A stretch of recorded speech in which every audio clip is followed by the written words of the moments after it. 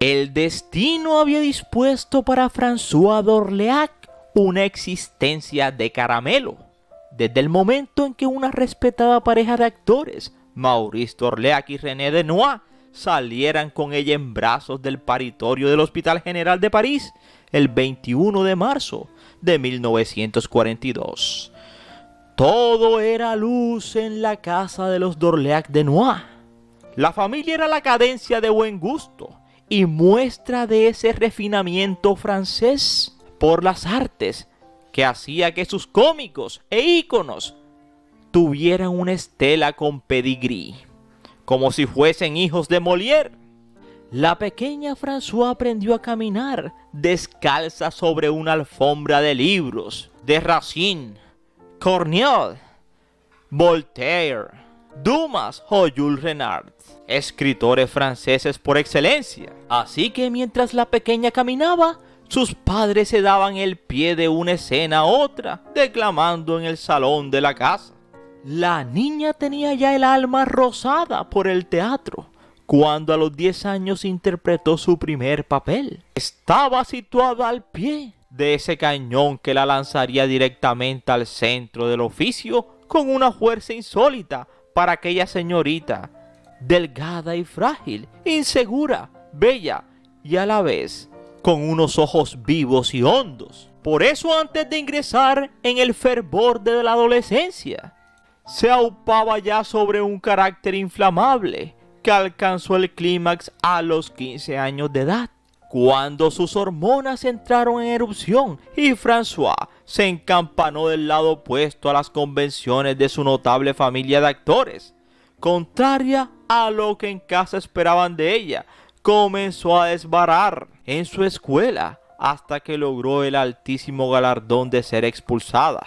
A los pocos meses de recibir la expulsión por su indomable carácter de aquella escuela, su padre la matriculaba en la Escuela de Arte Dramático de Raymond Girard y poco después con el Conservatorio de Arte Dramático estudiaría música entre el 57 y el 61. La belleza se iba apoderando de ella cada vez más, con la rebeldía como único velero en un mar picado. François d'Orléac fue espigando sostenida por unas caderas de mucho bamboleo. En 1959, cuando tenía unos 18 años de edad, participa en la película Les Lobes das la Valkyrie.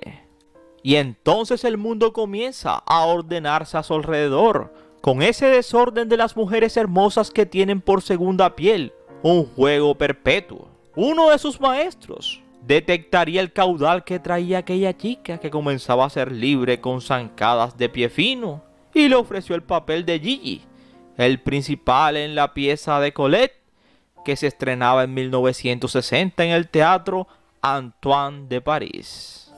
Algo empezaba a tener sentido.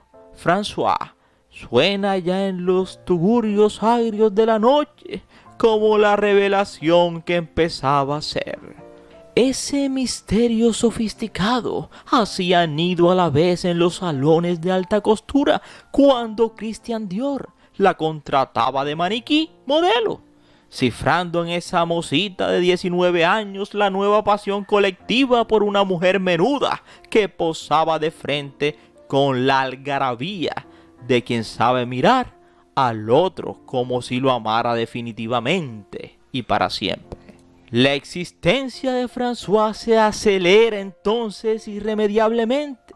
En 2 años rodó 3 películas más: Todo el oro del mundo, de René Clair; El golpe de la puerta, de Michael Farmot; y Arsenio Lupin contra Arsenio Lupin, de Edouard Molinaro. Así que poseer una personalidad insumisa y rebelde era una suerte que hay que merecer. Y parece que d'Orléac había nacido con ese don de ir por la vida en dirección contraria a lo establecido, atendiendo solo a los remalazos de su explosivo carácter. Pasaría a tener su lugar propio en una fabulosa generación de actrices francesas. Sin embargo, François no era mezquina. Se empeñó en empujar a su hermana pequeña, Catherine, para que participase en la fiesta.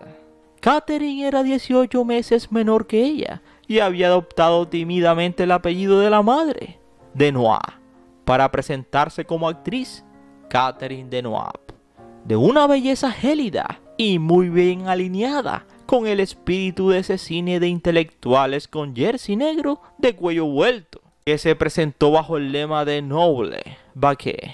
Denois no era ni tan trágica ni tan dada a la sístole de un corazón racial como el de François, aunque funcionó como una segunda mítica dentro del cine. En el 64 aparecería El Hombre de Río. Se iría a Brasil a firmar contrato. Allá actuaría con Belmondo. A su regreso de Brasil aparece François Truffaut en La piel suave. Quizás fue Truffaut el hombre que mejor entendió al artista, que era d'Orléac, y sin duda fue él quien mejor la amó, quien comprendió su complejidad y le enseñó a explorar hasta el fondo sus sentimientos más sutiles. Él era 10 años mayor que ella y se convirtió en su faro de costa, ese que la hizo poner los pies en la tierra. Les unió la pasión por los libros y mutuo deseo irrefrenable de convertirse en marido y mujer. Era como si entre los dos se diera el vértigo constante de una inminente huida. Esa pasión furtiva que empuja a dejarlo todo y recomenzar, como si el escapismo fuese la única razón posible del deseo. Y era que un hombre mayor como Truffaut sabía que era ella misma el precio a pagar por tanta osadía. Una mujer así tenía fuerza de sobra como para dar vida a todo lo que se acercara al recinto de su intimidad. Después aparecería Polanski y Jacques Demy con las señoritas de Roquefort para juntar a las dos hermanas, Catherine y François. François d'Orléac se empezaba a apropiar de aquella alma de los jóvenes, de aquella generación francesa que se preparaba para el Mayo del 68, también conocido como el Mayo francés rebelde. ¿Y qué más rebelde que François d'Orléac para hacer una referencia a esa época? Era ella, era el alma de los jóvenes franceses de aquel aquelarre e inminente Mayo del 68. Cualquier día para ella era un espectáculo. Solo por verla caminar, los jóvenes quedaban boquiabiertos. Era una mujer dispuesta para el triunfo, al que el destino apuntó a la más alta de las derrotas. Porque el 26 de junio del 67, François alquiló un coche en Niza para ir al aeropuerto y embarcar en un avión rumbo a París, y de allí viajar a Londres, donde debía completar su trabajo en la película Un cerebro de $1 billón.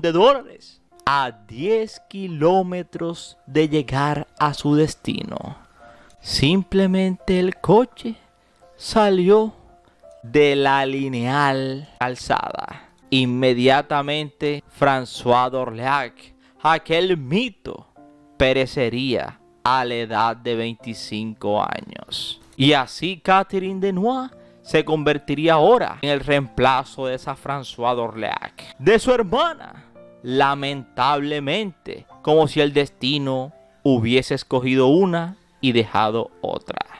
Así que si quieres saber más, te invito a que te sientes, a que te relajes y que disfrutes del siguiente video. Somos 007 Videos, tu mejor opción, y gracias por preferirnos. Y recuerda que cada día somos más y que tú eres nuestra estrella, mis estrellas.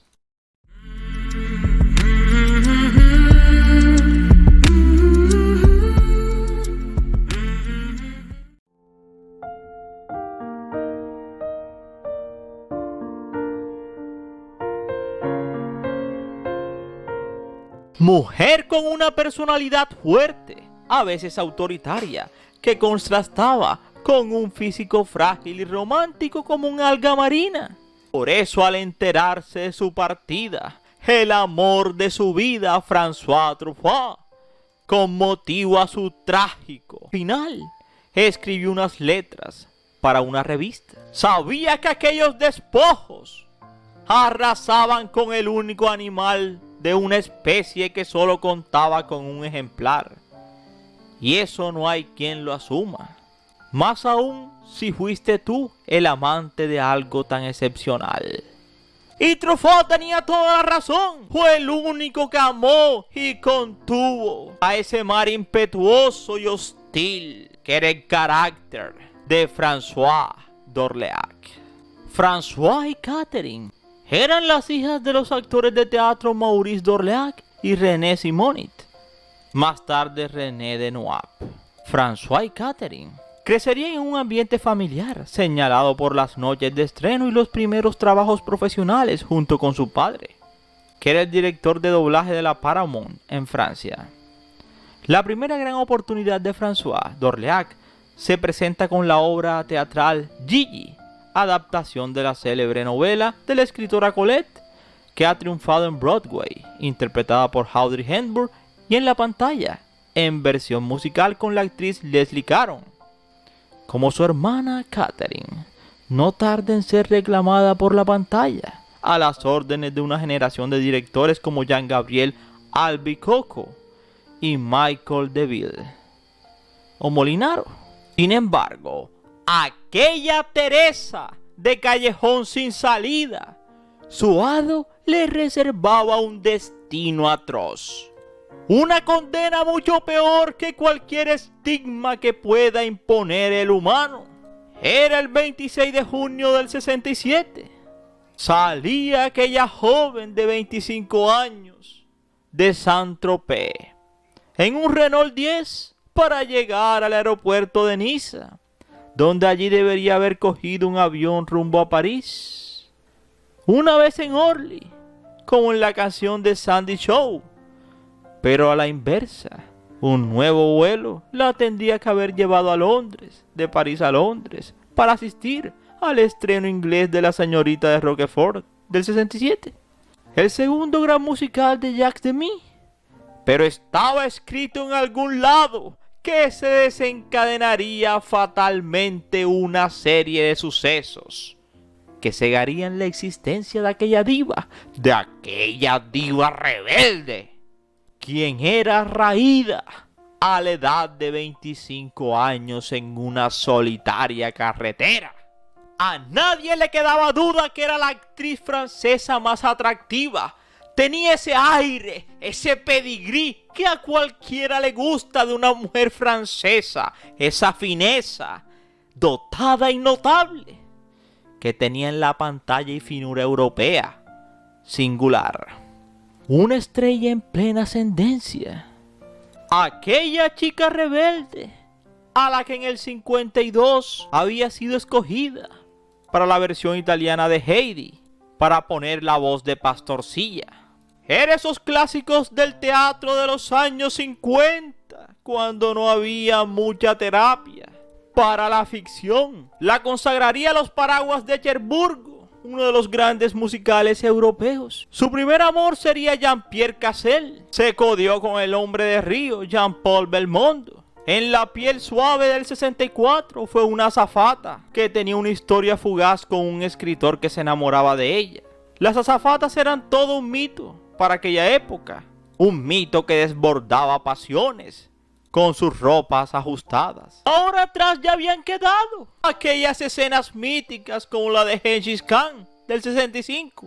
Atrás habían quedado aquellos bellos paisajes nórdicos de un cerebro de $1 billón. Quedarían plasmados como si fuera un cuadro blanco azul, como una huella indeleble de que allí estuvo François d'Orléac, así como un boleto a la fama. Calificaban los franceses el ascenso de Catherine Deneuve y el paso a la historia de François d'Orléac. Parecía que el destino quisiera que una siguiera y la otra desapareciera, o la suerte que se fue de una se quedara con la otra. Así calificaban los franceses aquella historia de François d'Orléac, esa indómita mujer con bríos, pero con tantos bríos que en 7 años llegó a rodar 20 películas, convirtiéndose en uno de los íconos del cine francés de los años 60. Por eso cuando François Truffaut pereció en 1984, algunos dicen que siguió amando hasta el final a su amada Françoise d'Orléac. Ese sería el fin de Françoise d'Orléac. Una promesa del cine que nunca llegó a los aposentos laureados de la fama. Esa que tan esquiva fue con aquella joven hermosa, Françoise d'Orléac. Y esperamos que te haya gustado este interesante video, no sin antes decirte gracias por preferirnos y recuerda que cada día somos más y que tú eres nuestra estrella, mis estrellas. Y no se les olvide suscribirse, compartir y darle like. Mis estrellas.